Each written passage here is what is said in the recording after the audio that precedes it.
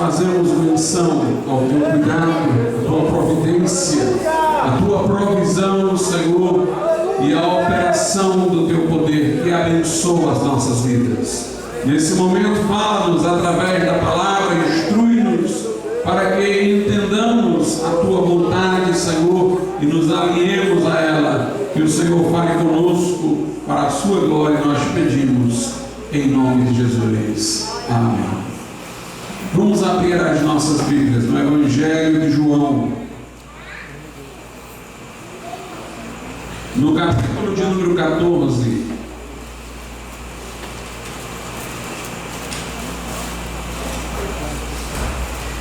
João, capítulo 14, versículos de números 16 e 17.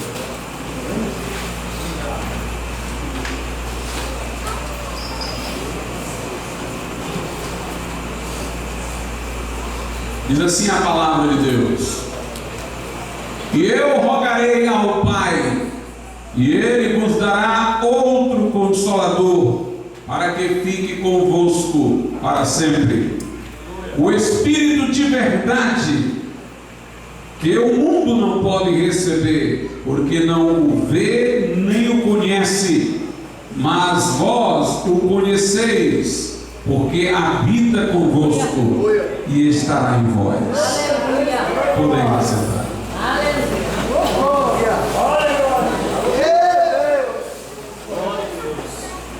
Meus amados irmãos, nós podemos ver neste texto lido de modo muito claro aquilo que é conhecido como sendo a doutrina da subsequência do batismo no Espírito Santo. Isso significa que o batismo no Espírito Santo é uma experiência posterior à conversão.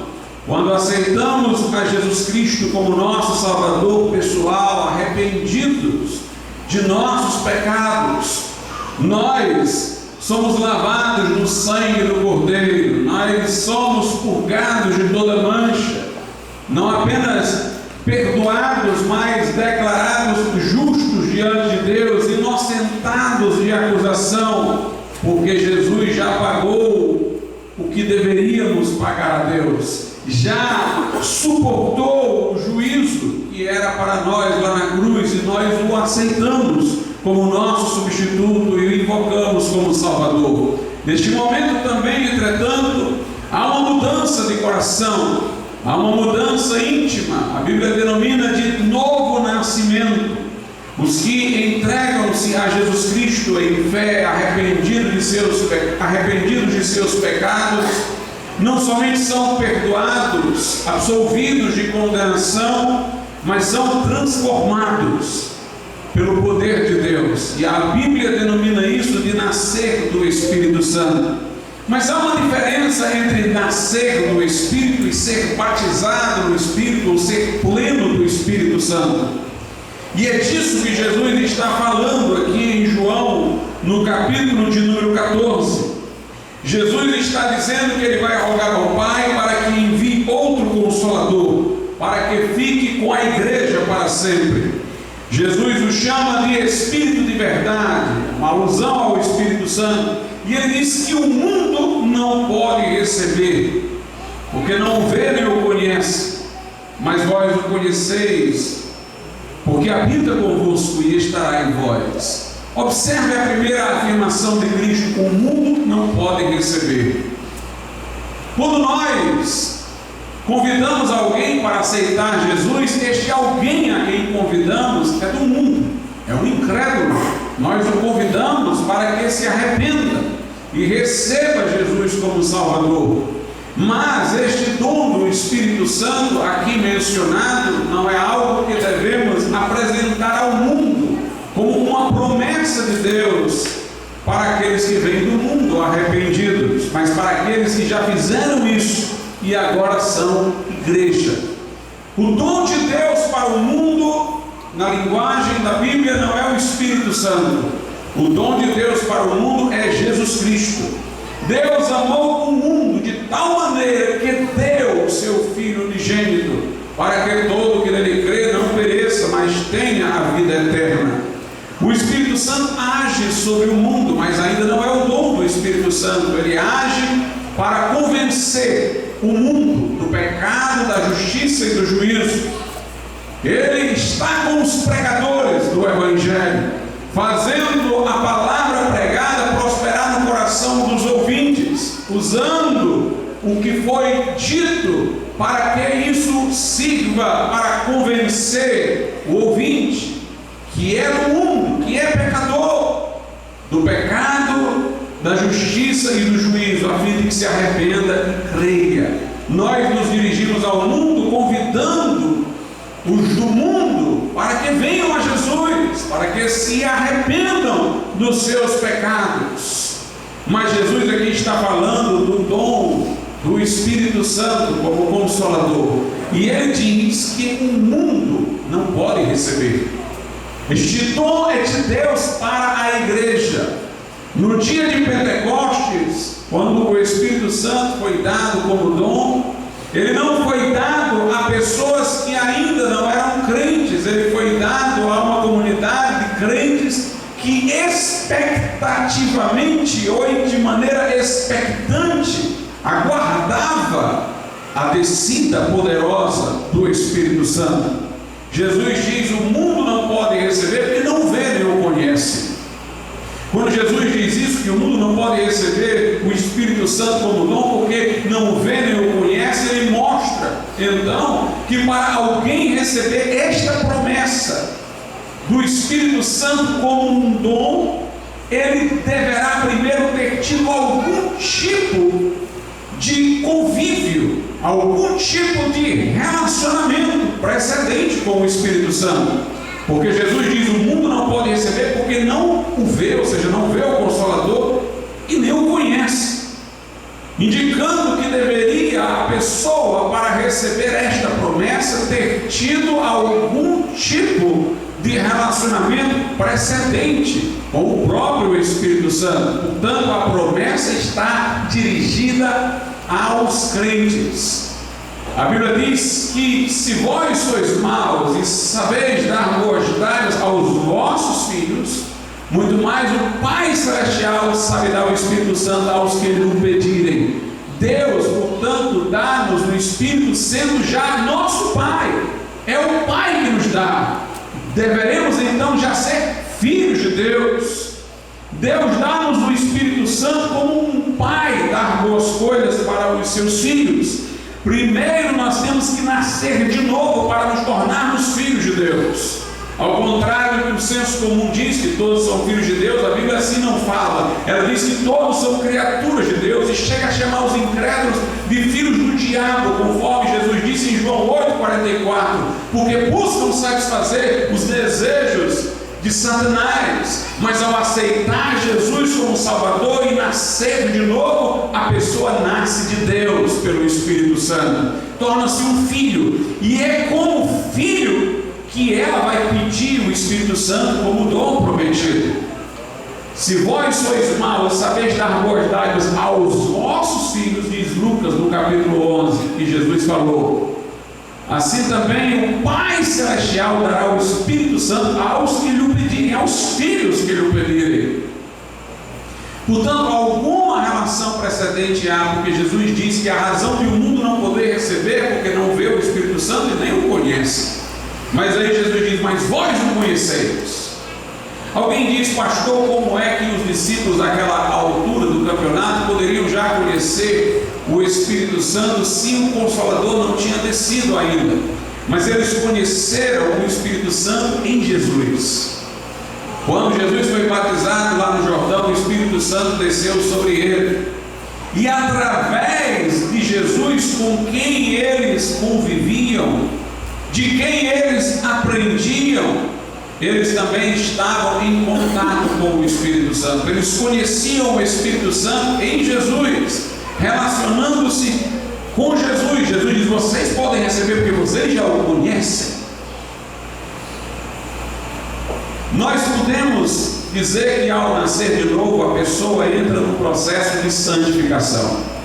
Entretanto, com os discípulos antes do Pentecoste, a coisa era bem diferente, porque ainda não se instaurara a dispensação da graça, estavam eles ainda sob a dispensação da lei. Na dispensação da lei, o que cria na promessa messiânica, e no caso os discípulos criam desde João Batista, e quando viram Jesus passaram a segui-lo, eles tinham perdão de pecados. João Batista já pregava anunciando o Cristo que viria depois dele, dizendo que os que se arrependessem naquele momento teriam seus pecados perdoados. Então aqueles discípulos tinham os pecados perdoados, mas da forma como neotestamentariamente acontece, eles não tinham o novo nascimento. Eram salvos porque absolvidos de castigo, mas ainda não haviam entrado na vida nova como no Novo Testamento existe para o que crê. Isso lhes aconteceu quando Jesus ressuscitou dentre os mortos, quando então já tinha ele levado os nossos pecados na cruz e ressuscitado, pôde lhes comunicar nova vida, que era a própria vida do Cristo ressurreto. Em João 20:22, Jesus assoprou sobre eles e disse: recebei o Espírito Santo. Foi antes do Pentecoste, foi logo depois da ressurreição. Jesus ali lhes comunicou o Espírito para a aquisição de nova vida. Ali eles tiveram a lei do Espírito e vida em Cristo Jesus para libertá-los da lei do pecado. No entanto, meus amados irmãos, havia alguma coisa análoga à santificação, mesmo antes da ascensão de Cristo, ou mesmo antes da ressurreição de Cristo. Aqueles discípulos, como disse eu, ao modo do velho pacto, tinham perdão de pecados, haviam se convertido no sentido de terem se arrependido e crido na promessa messiânica, crido tão fortemente que seguiram diretamente ao próprio Cristo quando se lhes apresentou o Salvador. Mas no convívio com Jesus eles também tinham uma espécie de santificação, uma coisa análoga à santificação que temos agora, que é feita diretamente pelo Espírito Santo em nossas vidas, porque Jesus lhes falava a palavra e Jesus estava cheio do Espírito. O que é a santificação? É aquela obra do Espírito Santo mediante a palavra de Deus, pela qual ele vai nos podando, nos lapidando, para nos tornar a imagem de Cristo. E Jesus disse em João 15:3: vós estáis limpos pela palavra que eu vos tenho falado, indicando que no convívio com Jesus eles estavam em convívio com o Espírito Santo, e na palavra de Jesus o Espírito Santo já os estava de alguma maneira santificando. Dentro agora dos termos do Novo Testamento, alguém aceita Jesus, é perdoado, absolvido de culpa, nasce de novo e começa a santificação. Não é mais com o convívio com a presença física de Jesus, mas é o convívio com o Consolador que está conosco, que vai agir sobre nós, nos santificando, nos transformando à imagem de Jesus. Mas isto ainda não é o batismo no Espírito Santo, o dom pleno do Espírito Santo.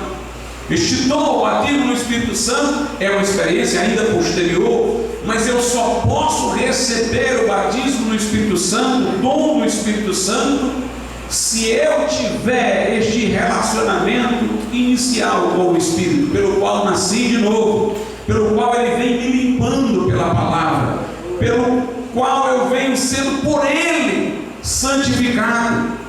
Aqui percebemos então claramente mais uma vez a doutrina da subsequência. O mundo não pode receber esta promessa, porque o mundo não vê nem conhece o Espírito Santo, não se relaciona com ele.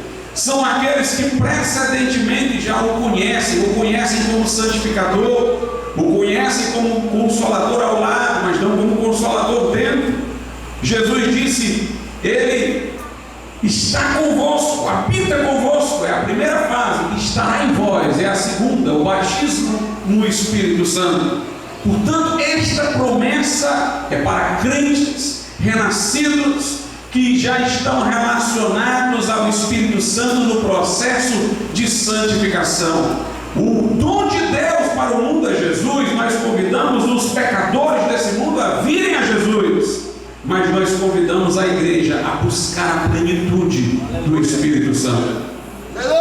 O único caso que temos na Bíblia de alguém que foi salvo e batizado no Espírito Santo, não ao mesmo tempo, mas imediatamente, uma coisa depois da outra, foi a casa de Cornélio. Foram os da casa de Cornélio. Lá na casa de Cornélio, Pedro prega e aquelas pessoas, durante uma mesma pregação, são salvas e batizadas no Espírito Santo. Houve a sucessão, eles primeiro foram salvos, depois foram batizados no Espírito Santo, mas o intervalo foi tão curto que tudo aconteceu durante a mensagem de Pedro. E há uma explicação até para aquilo ter acontecido tão rápido. É que Cornélio, ele já tinha algum relacionamento com Deus ao modo do Velho Testamento. Ele só não conhecia os fatos concernentes à morte e ressurreição de Jesus. Veja como é curioso, é como se Cornélio, se nós o considerássemos antes da morte e ressurreição de Jesus, fosse um salvo. Ele arrependera de seus pecados, e crera na promessa messiânica. Era um homem temente a Deus. Mas a partir do momento que Jesus morreu e ressuscitou, e ele desconhecia os fatos, ele tinha que ser informado disso para o modo do Novo Testamento nascer de novo e ter todos os privilégios da graça. E Deus com certeza o faria saber, porque ninguém perde a sua salvação. Então, na mudança do pacto, Deus o iria colocar nos termos do novo pacto. Jesus falou sobre isso quando lá em João capítulo 10 ele disse: eu tenho outras ovelhas que não são desse aprisco, me importa trazê-las. Porque ele diz: eu tenho há outros crentes por aí, mas que não estão sabendo que eu já estou aqui. Pessoas que moram em outros lugares, mas já conhecem o Velho Testamento, já creram messianicamente na minha vida, já creram nas profecias, mas eu vou trazê-las. Quando você vai lendo a Bíblia, você vai vendo que Jesus começa trazendo os de Israel, né? Quando Simeão tem logo a revelação: leva-me em paz, Senhor, os meus olhos já viram a tua salvação. Estava lá um que aguardava a consolação de Israel e já viu. João Batista estava esperando por eles, e Deus havia dito: aquele sobre quem vir descer o Espírito Santo em forma de pomba, este é o que batiza no Espírito Santo. Mas João Batista se apressou, foi para vê-lo logo e disse: eis o Cordeiro de Deus que tira o pecado do mundo. Mas havia gente como Cornélio que não habitava ali naqueles termos imediatos, onde os fatos concernentes a Jesus estavam se dando. Eram ovelhas, mas estavam longe do aprisco, mas Jesus ia trazer cada uma. Por isso que o próprio Jesus se responsabilizou pela vida de Cornélio, dando-lhe uma visão para ir até Pedro e trazê-lo, para dizer as palavras que ele precisava saber para conhecer a graça como manifestada no Novo Testamento. Falou a Pedro em visão para Pedro ir até lá. Então aquele homem, muito embora se eu considerar os termos do novo pacto, ele ainda precisava se apropriar da salvação, da forma neotestamentária, aquele homem já tinha um relacionamento precedente com Deus, já era um homem de prática de oração. Por isso eu já posso imaginar o ouvindo Pedro pregar e no espírito de oração. Era como qualquer ouvinte dele, já estava ouvindo e orando. Então, muito rápido, ele foi salvo durante a pregação de Pedro e também batizado no Espírito Santo. Mas a Bíblia mostra claramente que uma coisa aconteceu depois da outra. Veja como Pedro explica o que aconteceu na casa de Cornélio, lá em Atos dos Apóstolos, no capítulo de número 15, versículos 8 e 9, diz assim: e Deus, que conhece os corações, lhes deu testemunho, dando-lhes o Espírito Santo, assim como também a nós, e não fez diferença alguma entre eles e nós, purificando seus corações pela fé. Pedro está dizendo que quando Deus lhes deu o dom do Espírito Santo aos da casa de Cornélio, Deus, que conhece os corações, estava dando testemunho de que os corações deles estavam puros. Aí Pedro diz: deu testemunho do coração deles, porque Deus não fez distinção nenhuma entre eles e os judeus, também já havia purificado o coração deles pela fé. Mas note, há uma ordem: primeiro o coração é purificado pela fé, e depois o Espírito Santo é dado como testemunho disso. Se é dado como testemunho de que o coração foi purificado, então é porque antes de ser dado o Espírito Santo, o coração já foi purificado. Deus, que conhece os corações, deu testemunho a favor deles, purificando o coração deles pela fé. Ou seja, Deus purificou o coração deles pela fé e viu os seus corações purificados e deu-lhes testemunho a favor, dando-lhes o dom do Espírito Santo. Portanto, até mesmo na casa de Cornélio, nós podemos observar a doutrina da subsequência.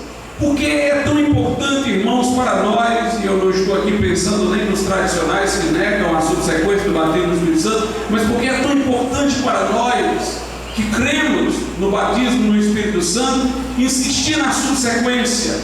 Porque, meus irmãos, há muitas igrejas falsas que se apresentam como igrejas pentecostais, igrejas que não pregam nem a salvação. Quanto mais nelas se poderia imaginar alguém sendo batizado no Espírito Santo. É preciso que haja primeiro salvação para alguém ser batizado no Espírito Santo. E há igrejas que pregam a teologia da prosperidade, o consumo, como sendo a bênção de Deus, que pregam um Cristo que serve apenas de paliativo para as angústias terrenas, para a resolução de problemas temporais, mas eles não pregam o Cristo e este crucificado. Eles não pregam o Evangelho, que é o poder de Deus para a salvação de todo aquele que crê. Nós não devemos nos iludir pensando que só porque alguém ali falou em línguas foi genuinamente batizado no Espírito Santo. Nós sempre devemos perguntar: há salvação? Os católicos carismáticos dizem que são batizados no Espírito Santo e falam línguas, mas continuam idólatras, nem salvos são. Quanto mais batizados no Espírito Santo. Entre os mormons há uns que dizem que falam em línguas, mas eles creem que Deus é de carne e osso, têm uma ideia completamente herética sobre a salvação. Estas pessoas não podem ser genuinamente batizadas no Espírito Santo, porque há uma subsequência. Pedro disse em Atos 2: arrependei-vos aos ouvintes, cada um de vós seja batizado em nome de Jesus Cristo, ou seja, cada um de vós confesse o nome de Jesus para receber batismo.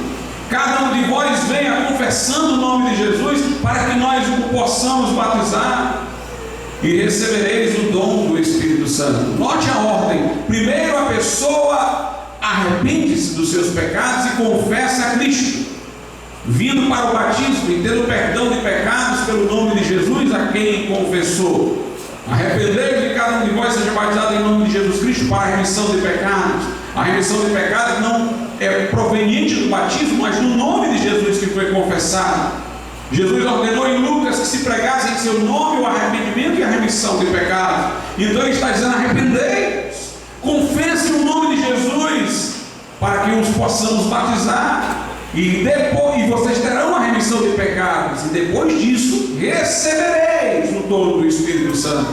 O dom do Espírito Santo, portanto, é posterior ao arrependimento e à remissão de pecados. É posterior ao momento em que a pessoa confessou Jesus e tornou-se um crente salvo pela graça de Deus.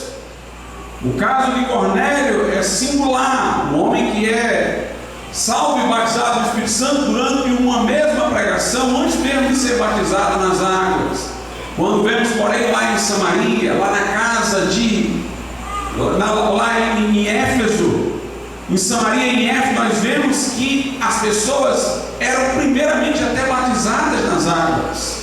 Já haviam se convertido, se batizavam em águas, depois é que elas eram batizadas no Espírito Santo, que elas recebiam o batismo no Espírito Santo.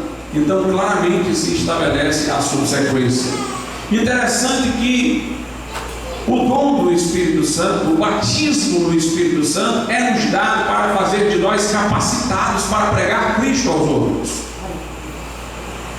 Lá em Atos 1, versículo 8, Jesus disse: mas recebereis poder ao descer sobre vós o Espírito Santo, e sereis minhas testemunhas em toda a Judéia, Samaria, em Jerusalém, em toda a Judéia, Samaria, até os confins da terra.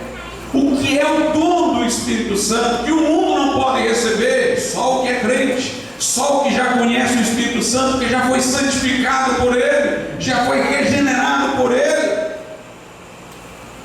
O dom do Espírito Santo é poder para serviço. é receber poder para pregar Jesus, para falar de Jesus.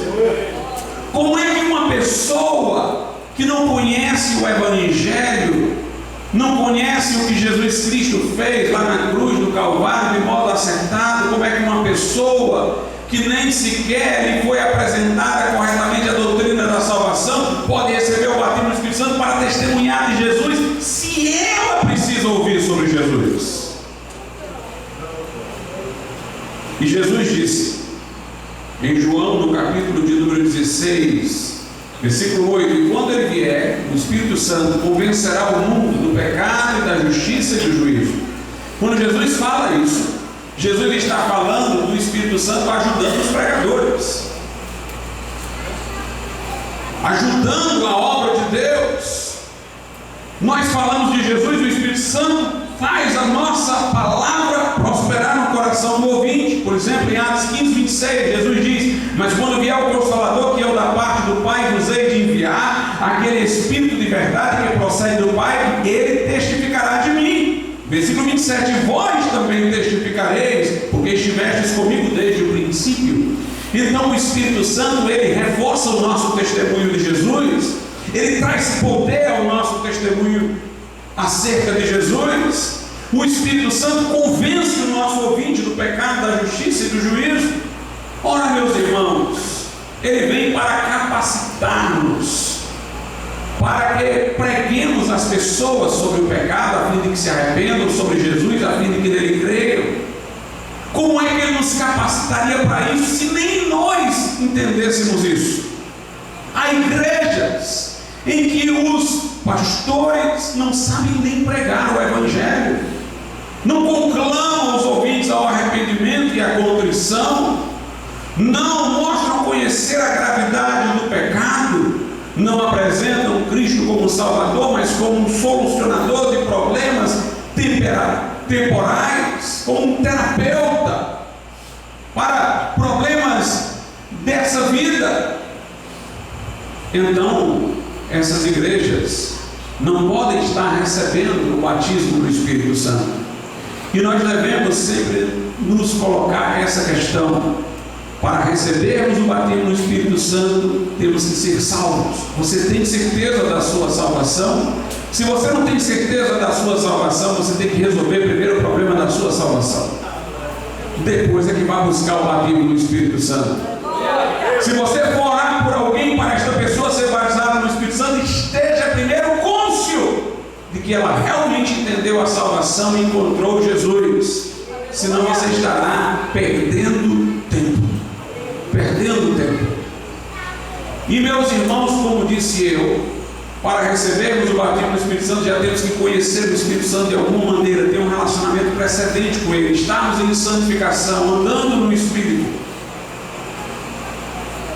Se o Espírito Santo convence de pecado, então aquele que realmente já conhece o Espírito Santo também conhece quão grave é o pecado. É inaceitável que alguém ache que pode receber o batismo do Espírito Santo se ele peca, sem sentir no coração culpa, sem sentir-se angustiado por isso, sem sentir contrição, arrependimento por isso. Se nós realmente conhecemos o Espírito Santo, nós conhecemos a gravidade do pecado.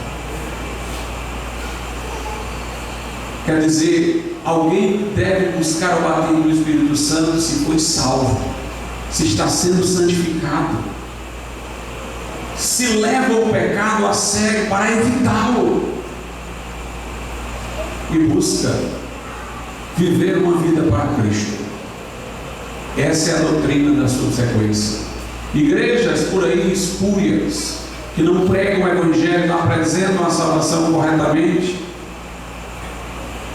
começam a antecipar as coisas e falar em batismo no Espírito Santo, e aparece uma multidão de gente falando em línguas ensaiadamente, sob a orientação de um maestro que lá na frente vai conduzindo e induzindo pessoas a falarem mecânica e humanamente em línguas diferentes.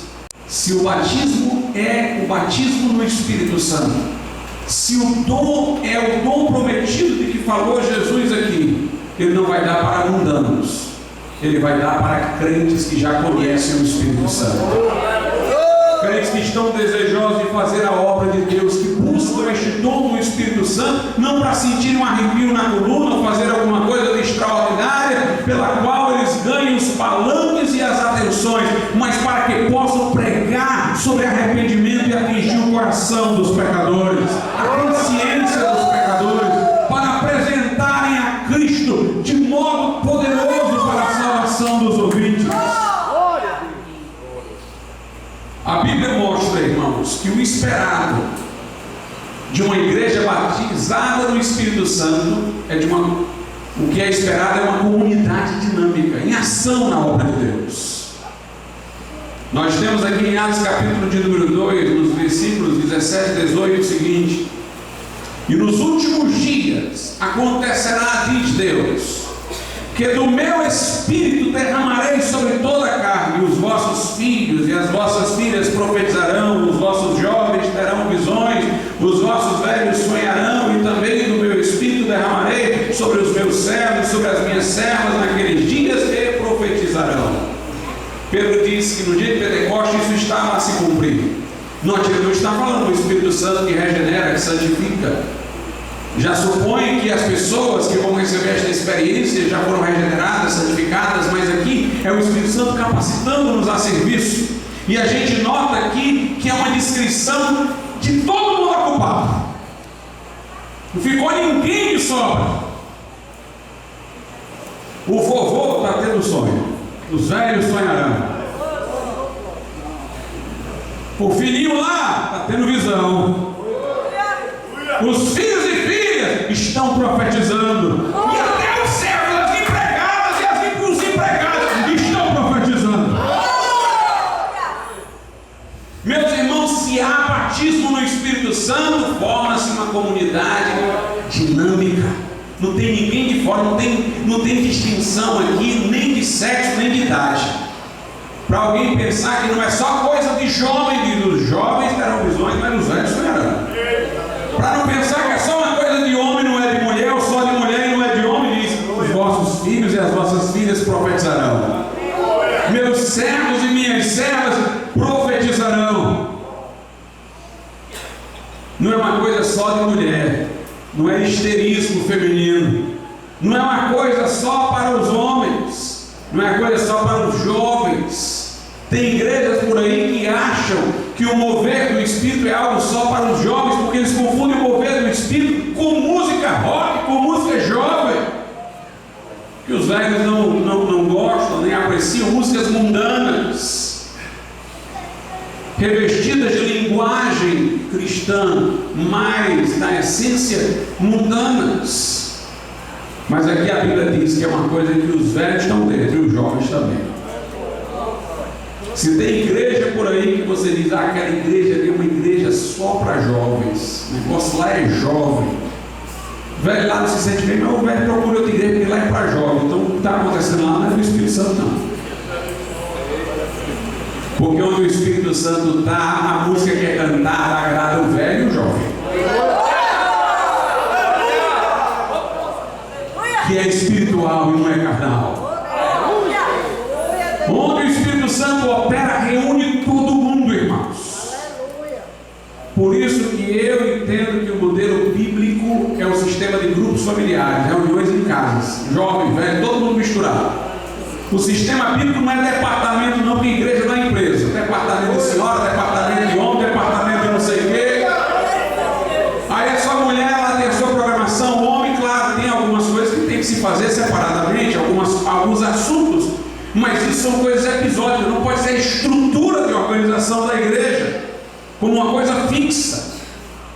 A estrutura fixa são as reuniões domésticas, são os grupos familiares, porque quando o Espírito Santo vem, irmãos, ele quer atingir jovens, velhos, homens, mulheres, todos. O resultado da operação do Espírito Santo deve ser uma comunidade dinâmica, uma comunidade ativa, onde todos estão envolvidos, participando, atuantes. Essa é a mensagem da Bíblia Sagrada. Por isso que quando Paulo chegou em Éfeso, encontrou 12 crentes que não sabiam como fazer. Aí Paulo olhou para eles, 12 crentes, ninguém saía do canto, não tinha nada ali, não tinha nada se movendo. Paulo diz: vocês receberam mesmo o Espírito Santo quando creram? Vocês receberam o dom do Espírito Santo? Meus irmãos, tem igreja por aí dinâmica na carne, não no Espírito. É uma avalanche de programações. Ocupam os púlpitos pessoas que são animadores de si. Levante a mão, grite, faça isso, bata palma, dê glória a Deus. Não tem uma dinâmica do Espírito. Tem animadores de auditório, tem balançadores da carne, e tem igrejas por aí que são até sérias, são reverentes. Elas não entram nessas coisas não, mas não saem do canto, porque não tem o poder do Espírito Santo. Nós temos que ter a virtude do Espírito Santo, o poder do Espírito Santo. Jesus disse que pregar o Evangelho a toda criatura, mas não nos deu só responsabilidade não, fez promessas também. E em meu nome vocês expulsarão os demônios, e porão as mãos sobre os enfermos, e eles serão curados. E eles serão curados. Nós podemos ver, irmãos, lendo lá no Evangelho de João e lendo também em Lucas e Mateus, que quando alguém é batizado no Espírito Santo, ele fica maravilhado com Jesus. Se alguém foi batizado no Espírito Santo, enterra, esperneia, mas só fala do que sente, só fala do arrepio que tem, e não está falando de Jesus toda hora, tem alguma coisa errada. Lá em João, no capítulo de número 16, versículo 14, Jesus diz: e Ele me glorificará, porque há de receber do que é meu e vos há de anunciar. Eu vou ler até o 13, porque é interessante. Mas quando vier aquele, o Espírito de verdade, Ele vos guiará em toda a verdade, porque não falará a morte de si mesmo, mas dirá tudo o que tiver ouvido e vos anunciará o que há de vir. E Ele me glorificará, porque há de receber do que é meu e vos há de anunciar. Eu até digo, se uma igreja só fala do Espírito Santo, o Espírito Santo não está lá, porque Jesus disse: ele não vai falar dele mesmo não.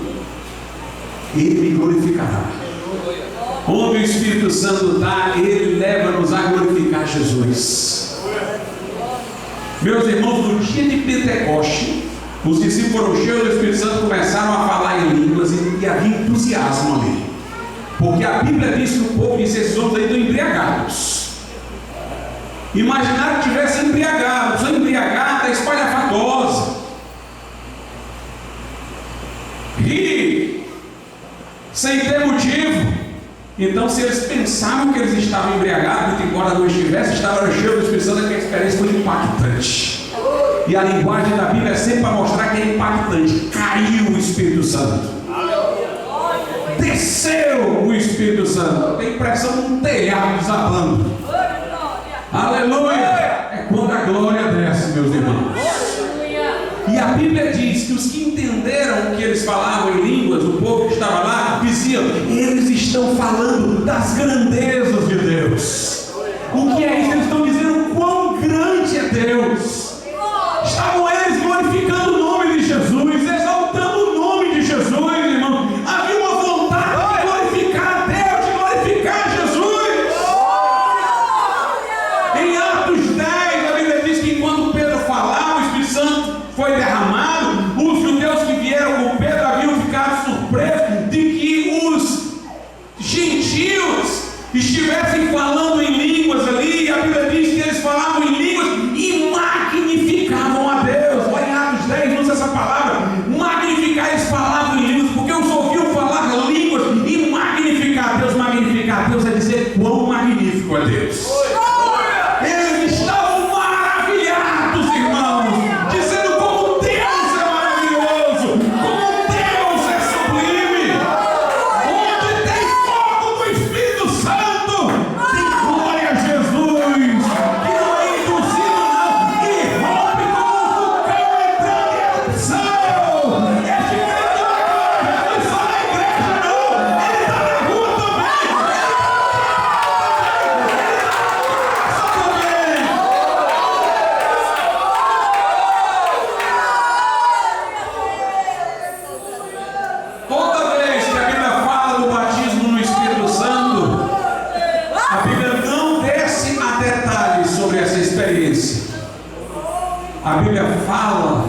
é do batizador.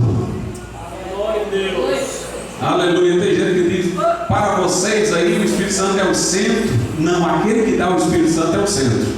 Para vocês o centro é o batismo no Espírito Santo? Não, é aquele que batiza no Espírito Santo. Veja como é que João Batista falou. Lucas capítulo 3, versículo 16. Respondeu João a todos dizendo: eu na verdade batizo-vos com água, mas eis que vem aquele que é mais poderoso do que eu, a quem não sou digno de desatar-lhe a correia das sandálias. Esse vos batizará com o Espírito Santo e com fogo. Com o Espírito Santo e fogo. O fogo que é entusiasmo, essa energia, esse poder, esta dinâmica do Espírito, essa unção do alto. Mas note, João Batista não fica dizendo: batismo do Espírito Santo é assim, assim, assim. Não, ele se perde enquanto fala do batismo do Espírito Santo, maravilhado com o batizador. Ele vem depois de mim, ele é mais poderoso do que eu. Eu batizo com água para arrependimento. Eu sou digno de desatar as sandálias, eu tenho que segurar a mão.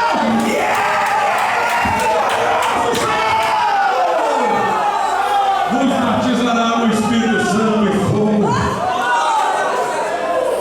Lá em João 1,33, mais uma vez João Batista diz assim a Bíblia. João diz: e eu não o conhecia, mas o que me mandou batizar com água, esse me disse: sobre aquele que vires descer o Espírito, e sobre ele repousar, esse é o que batiza com o Espírito Santo. João Batista diz: olha, o Senhor me enviou para batizar, disse: preste atenção, aquele sobre quem tu vires descer o Espírito, olha para ele, é esse que batiza no Espírito Santo. O nosso foco é esse, é o que batiza no Espírito Santo. Nós glorificamos o batizador, glorificamos a Jesus. No dia de Pentecostes, Pedro, cheio do Espírito Santo, falou de Jesus. Jesus disse: recebereis poder e sereis minhas testemunhas. Pedro disse: esse Jesus que vocês crucificaram, Deus o fez Senhor e Cristo, explicando o que estava acontecendo ali, o povo falando em línguas. Pedro falou muito mais de Jesus do que do que estava acontecendo. Ele disse: que sorte que esse Jesus, agora do qual temos falado, Atos 2,33, exaltado à destra do Pai.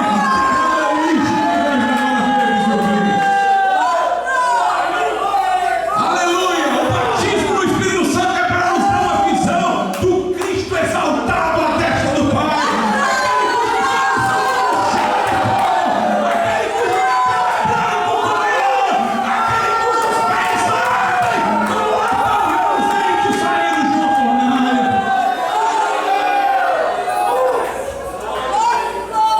Aleluia! Meus irmãos, nós precisamos de fogo do Espírito Santo. Se tiver fogo do Espírito Santo, não é mais o cantor que atrai, não. É Jesus. Aleluia! Se houver fogo do Espírito Santo, o culto à personalidade desaparece. O negócio é Jesus. Aleluia! O louvor é para Jesus. Eu me lembro quando eu era novo convertido, e naquele tempo, irmãos, o fogo ardia nas igrejas que criam. Eu lembro de um culto em que a glória desceu e pessoas foram batizadas no Espírito Santo e começaram a glorificar Jesus, era glorificar a Jesus falando em línguas, glorificar a Jesus falando em línguas e perdendo as forças. A pessoa ia perdendo as forças para ficar de pé, depois perdendo as forças para ficar de joelhos, depois ficava no chão, parecia que estava desmaiada, cambaleando para lá e para cá com a cabeça. Parecia que estava semi-consciente, mas a boca se abrindo lá e dando glória a Jesus e falando em línguas. E quando terminava o culto, os irmãos levavam para casa pelos braços e pelas pernas. Aleluia! Eu lembro de tempos gloriosos como esse. E sabe o que é que me fazia perceber uma distinção entre os que criam na promessa e as igrejas chamadas tradicionais que não criam? É porque quando eu ia em igreja tradicional, se enfatizava muito a Bíblia. Graças a Deus por isso. Mas eles não eram enfáticos sobre a pessoa de Jesus. Eles falavam muito, olha, nós temos que crer na Bíblia. A Bíblia é a palavra de Deus, é a autoridade e tal. Eles falavam muito na Bíblia, na autoridade da Bíblia. Igrejas que valorizavam muito o estudo bíblico, valorizavam muito a autoridade da Escritura, inerrância e infalibilidade da Bíblia e tal, só da Escritura, nossa única regra de fé e prática. Mas não via paixão por Jesus. Enquanto nas igrejas que criam na promessa, claro, eles criam na Bíblia, mas o negócio era Jesus, irmãos. Eles amavam a Bíblia porque Jesus estava nela. Eles amavam a Escritura porque Jesus foi encontrado por eles nela. Mas a ênfase era Jesus. Glorificava o nome de Jesus. Era um culto cristocêntrico. Era todo mundo falando de Jesus o tempo todo. Um crente batizado no Espírito Santo era considerado pelo mundo um crente que não falava outra coisa a não ser no nome de Jesus. Um impulso para glorificar a Cristo, para louvar o nome do Senhor Jesus. Onde o Espírito Santo opera, irmãos, a ortodoxia doutrinária. Se a operação é legítima, a ortodoxia doutrinária. Muita gente que não sabe disso, mas o movimento pentecostal de renovação entre as igrejas históricas aconteceu por uma razão teológica. Não foi pessoas buscando uma experiência sensacional, não. A razão foi teológica mesmo. Houve um movimento que surgiu da Europa, começando pela Alemanha, chamado liberalismo teológico. Esse movimento fez concessões à sociedade secular, cientificista, que não acreditava mais em milagres, acreditava que tudo poderia ser explicado pela ciência. O que ainda não for explicado amanhã seria, mas tudo era relação de causa e efeito, não havia nada sobrenatural, nenhuma interferência miraculosa em nada. Então essas igrejas lá na Europa começaram a tentar negociar com o mundo que era dessa concepção, que não acreditavam mais em milagres. E elas começaram a dizer, bem, aceitem o centro, o coração da mensagem de Jesus, de amor ao próximo, o sermão do monte e tal, que a gente dá um jeito na parte difícil de vocês acreditarem. O dilúvio foi só uma enchentezinha local, a criação está numa linguagem alegórica, aquilo ali pode ter sido mesmo pela evolução. Os milagres que a Bíblia conta era a linguagem dos discípulos exagerada, era a linguagem comum da época de se falar, mas hoje a gente sabe que não foi daquela maneira. E começaram a fazer concessões. Era o liberalismo teológico que estava nascendo. E chegou lá nos Estados Unidos. Quando chegou nos Estados Unidos, algumas igrejas que amavam a Deus reagiram. Foi escrito um livro por vários autores que mantinham fidelidade à Escritura, chamado Os Fundamentos, e por isso esses cristãos que resistiram ao liberalismo à época foram chamados de fundamentalistas. Um termo que hoje já estão usando é para designar terroristas islâmicos, mas naquele tempo eram os homens fiéis aos fundamentos da Escritura, que diziam a Bíblia, a regra de fé e prática. O que a Bíblia diz que aconteceu, aconteceu de verdade. E os liberais reagiram e disseram, se o que a Bíblia diz que aconteceu é verdade, por que não está acontecendo mais? Aí esses irmãos desenvolveram uma teologia acomodatícia da cessação dos dons. Até então não havia amplamente divulgada uma teologia sobre cessação dos dons. Os crentes acreditavam que Jesus poderia fazer sempre a mesma coisa que fez no passado.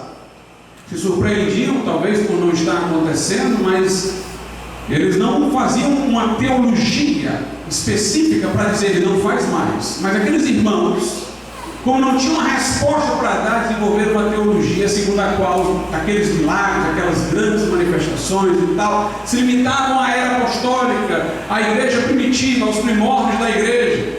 Mas alguns irmãos disseram não, nós não vamos ficar com essa resposta não. Esse pessoal está perguntando por que não acontece hoje, nós não vamos adaptar não para ele não. Nós vamos orar para acontecer de novo.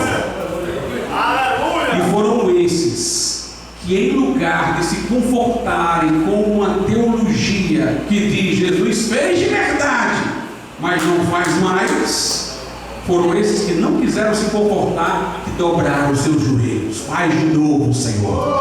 Jesus é o mesmo ontem, hoje e será para todo sempre. E meus irmãos, quando estes irmãos se atreveram a orar, a glória desceu. A glória desceu. Aqueles homens não eram ignorantes, eles eram homens que conheciam a Bíblia. Aqueles crentes do início do movimento, eles eram pessoas que queriam dar uma resposta teológica condizente para os críticos, que não fosse um malabarismo hermenêutico.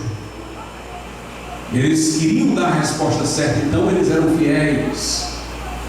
Tanto que dentro do movimento pentecostal sempre houve uma visão mais ortodoxa de uma maneira geral, o pré-milenismo, a crença no milênio literal, a grande tribulação literal, o arrebatamento pré-tribulacional, na inerrância das sagradas escrituras. Hoje em dia há igrejas por aí que dizem a Bíblia é infalível, a Bíblia não contém erros, mas aí ele tem uma interpretação da Bíblia que a torna vulnerável. Ele não diz explicitamente que não crê, mas nas entrelinhas ele não crê, porque ele ordena a mulher pastora e diz realmente a Bíblia não tem nenhum exemplo de mulher pastora, mas porque naquele tempo a sociedade era preconceituosa, Paulo ainda era influenciado pela sociedade da época. Ué, ele não estava inspirado por Deus, não?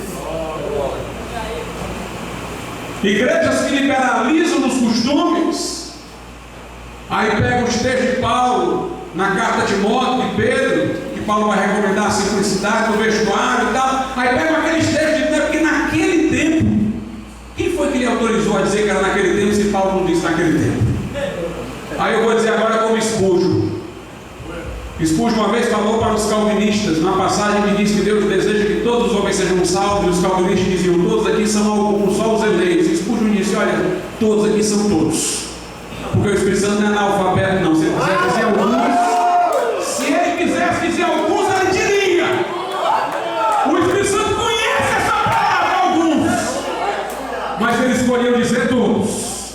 E agora eu digo, se Deus quisesse dizer que aquelas regras eram só para aquele tempo, ele teria dito naquele tempo, mas não tem. Eita Jesus! Não coloque na Bíblia o que não está lá, não. Igrejas que estão tentando relativizar a palavra, estão endossando o feminismo ao ordenar mulheres pastoras, invertendo a ordem da criação, fazendo a igreja funcionar de modo diferente daquilo que se diz para o lar, onde o marido é o cabeça. E nós estamos vendo toda essa recepção do pensamento secular, paralelo, irmãos, contrário à Escritura. Mas onde o Espírito Santo opera de verdade, o que vale é o está escrito. Aleluia. O que vale é o está escrito. Aleluia. Jesus nem discutiu com Satanás, disse está escrito. Está escrito. Sabe qual foi o problema de Adão e Eva? Conversar demais. Deus tinha dito, não coma da árvore. Aí Satanás disse, foi assim que Deus disse para ele tocar? Como é que foi que Deus disse? Diz aí como é que foi. Não é assim não. Ele disse que vocês iam morrer, você não vai morrer não. Você é como deuses. Conversaram demais com o diabo. E o diabo desenrolou. O diabo quis enrolar Jesus com a Bíblia. Salto daqui, está escrito que os anjos vão te segurar. É um enrolão. Mas Jesus disse, está escrito, não tentarás o Senhor teu Deus. Jesus não tinha conversa com o diabo, só tinha carimbo na testa. Está escrito. Está escrito. Se você prestar atenção, você vê que quando Jesus fala do envio do Espírito Santo, ele chama o Espírito Santo de Espírito da verdade. O Espírito Santo é Espírito da verdade, não é Espírito da mentira, é Espírito da verdade. Aqui em João, nós podemos ver todo o Novo Testamento prometido. Porque diz assim, vou ler aqui em João, no capítulo de número 14, versículo de número 26. Diz assim: mas aquele Consolador, o Espírito Santo, que o Pai enviará em meu nome, esse vos ensinará todas as coisas. Aonde? Nas epístolas. E vos fará lembrar de tudo quanto vos tenho dito. Aonde? Nos evangelhos. Jesus está dizendo: o Espírito Santo vai inspirar vocês para escrever os evangelhos, para vocês se lembrarem de tudo que eu disse para vocês e registrarem. O Espírito Santo vai ensinar vocês todas as coisas nas epístolas. Em João 16,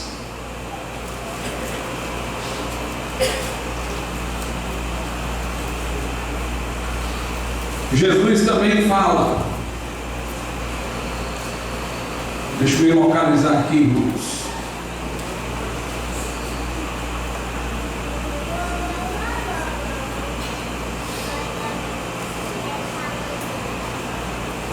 Em João 16, versículo 13: mas quando vier aquele Espírito de verdade, ele vos guiará em toda a verdade, também nas epístolas, porque não falará de si mesmo, mas dirá tudo o que tiver ouvido e vos anunciará o que há de vir. O Apocalipse.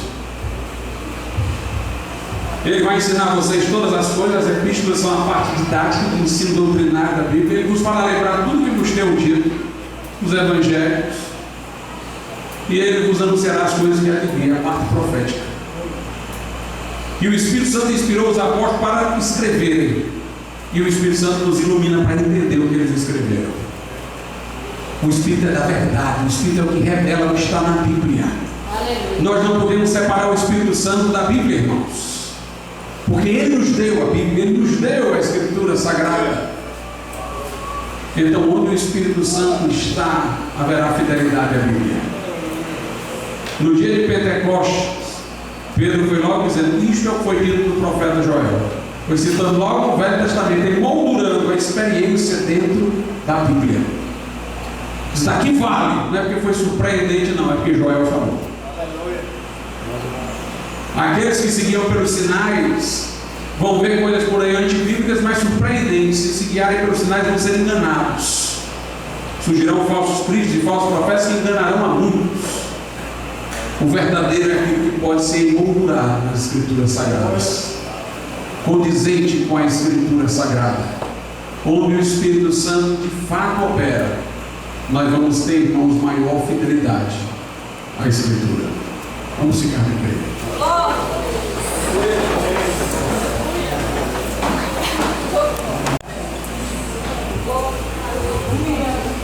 Senhor nosso Deus e nosso Pai, que Teu Santo Espírito opere nos corações presentes, ó Deus.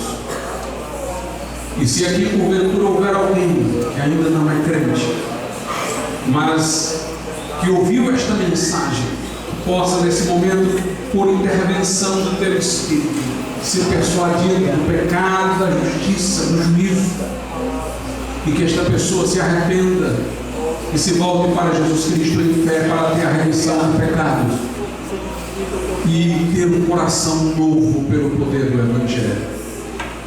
Nós te pedimos isso, Senhor, em nome de Jesus. Se houver alguém aqui nessa noite que ainda não tomou uma decisão pública para entregar seu coração a Cristo, ou você está desviado, conheceu, já ouviu, já respondeu a um apelo, mas você se desregrou para este mundo, e você quer vir a Jesus nessa noite arrependido, onde você estiver, levante assim a sua mão e nós vamos orar por você. Se houver alguém, pode vir à frente, nós vamos orar por Alexandre, e se houver mais alguém, de onde você estiver, saia do seu lugar e venha até aqui à frente para nós orarmos por você. Eu lembro de um testemunho de um homem que estava indo numa estrada, depressivo, E ele ia cometer suicídio quando ele parou o carro e disse: Senhor, agora eu vou me matar, mas se tu tiveres, Deus, alguma coisa para fazer por mim neste momento, faz agora. Aí ele avistou lá no meio dos matos uma igrejinha. E ele foi caminhando até aquela igreja, parou o carro, foi caminhando até lá. E quando chegou lá, disse: eu preciso falar com o pregador. Quem é o pregador? Mas era uma igreja daquelas cheias do Espírito Santo. E o porteiro disse: aqui todo mundo é pregador. Ele disse: eu quero que vocês me ajudem. E os irmãos disseram algumas coisas para ele e oraram por ele. E este homem conta que quando foram orar por ele, alguém no final deu um grito: em nome de Jesus. Ele disse: quando o homem gritou em nome de Jesus, eu apaguei, desmaguei. Mas quando eu acordei, eu era outra pessoa. Aleluia! O nosso Jesus vive, é poderoso para transformar corações. Se Deus está falando com você, vem agora, em nome de Jesus. Vem entregar sua vida a Cristo.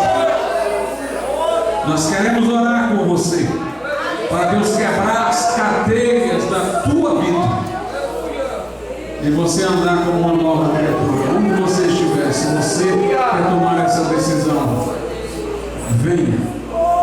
venha sair no peso das pernas, no arranque, saia do seu lugar e venha aqui para nós pedirmos a Deus por tua vida. Estamos esperando por você. Vamos orar a Deus nesse momento. Nosso Deus e nosso Pai, damos-te graças, Senhor, pela vida do Alexandre que está aqui, Senhor, mais uma vez. Louvamos a Deus porque o Senhor o restaurou da enfermidade de que foi acometido, meu Deus, e ele pôde, meu Deus, melhorar, e hoje lembrou-se da tua casa. Que o Senhor possa enraizá-lo, meu Deus, na rocha mais e mais. Dá-lhe forças, poder e graça, Senhor, para caminhar com Cristo. Que o Senhor lhe assegure o perdão, para que sinta-se liberto da vida para trás. E possa, meu Deus, agarrar-se ao Cristo que agora está com ele, para, meu Deus, seguir a Jesus com fidelidade pelo poder de Deus. Nós te pedimos isso e damos-te graças por sua vida, em nome de Jesus Cristo. Amém, Senhor, e amém. Deus abençoe, irmão. Pode ir para o seu lugar, podeis assentar, irmãos. Os que têm avisos com a oportunidade. O meu aviso